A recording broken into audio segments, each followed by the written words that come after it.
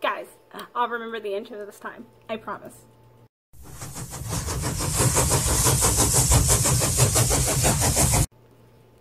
What's up, travelers? Welcome to another Writing Wednesday.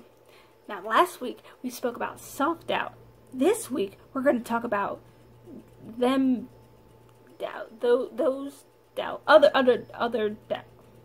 I don't know how to say it. We're going to talk about some haters. Well, not just haters. It's going to be a mixture of handling negative criticism and handling the naysayers and the negative participators. Now, let's first address the just negative criticism like coming from a critique partner or a beta reader. First off, your story's not perfect. We have to flat out. Whenever you get back a criticism, the instant response is to go, "You're wrong and you just read my story wrong." Yeah.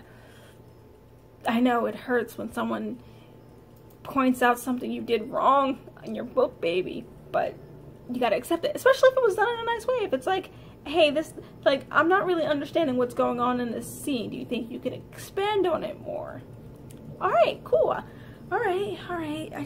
I need to put a little more effort into the scene. That's all. They didn't hate it. They just need more clarification. Got it.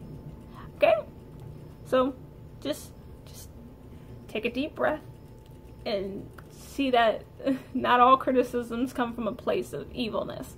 Secondly, even if it was critique, doesn't necessarily mean it's worth its weight in gold. Someone could look at your story, read it, and go, "Well, why is this the way it is? Why is this going on? And why is this happening?" And they only read your first chapter. I mean, it's very obvious that you're going to answer these questions within the rest of the story, but they're so focused on not knowing this about your character or the character's story that they tend to forget that's how stories work.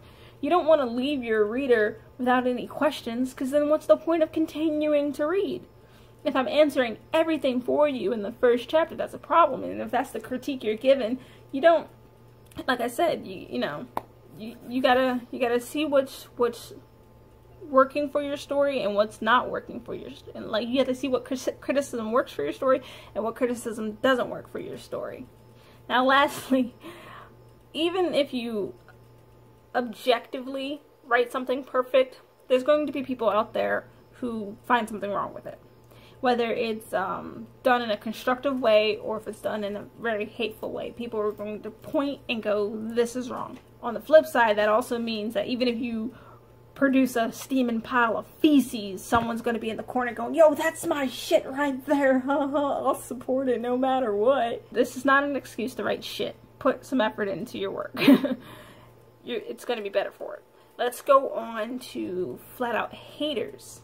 Now, this is a much harder thing to deal with than constructive criticism, because constructive criticism is constructive. There's reason for it. People aren't trying to be an asshole about it, but there's going to be people who are just flat out assholes about it. I remember when I was in high school and I used to write fan fiction, and this dude was like, "Your story," and I posted up my fan fiction online. This guy came on my comment, "Yo, your story sucks. You need to go play in traffic."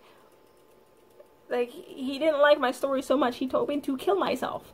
And I remember thinking, what the fuck? Who the hell says shit like this? And then I went on that person's profile.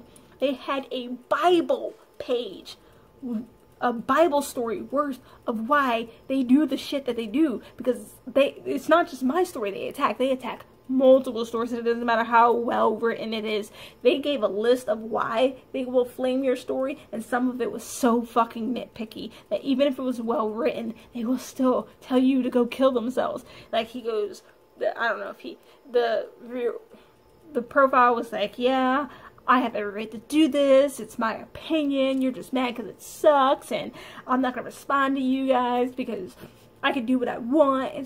It was just overly childish. The dude's profile was flamer. Something. Like, the whole profile existed to flame people, not to constructively criticize, but just try to break people's spirits. Now, in high school, it sort of broke my spirit. I was having a hard trouble handling that. But now, I'm much better at handling it. And you just gotta kind of build up a tolerance and know that some people suck. And a good way to keep this in mind is that anytime you get something nice said to you about your story, save it. Just put it in a little box. Just, hey, this is good right here. And remember that, like, anytime I get straight up hate for my story, I remember that people go, hey, I love this part, and that sounds real interesting, and I can't wait to read it. I read this. And I know it's human nature that even if you have 1,000 nice things said about you, you'll read the one negative things.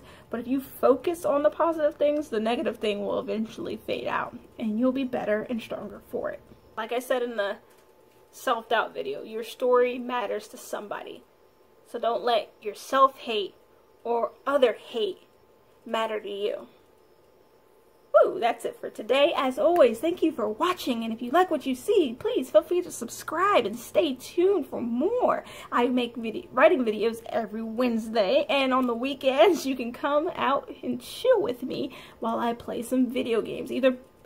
Sometimes they'll be streaming games, sometimes they'll just flat out be gameplays that I upload of something that I played previously.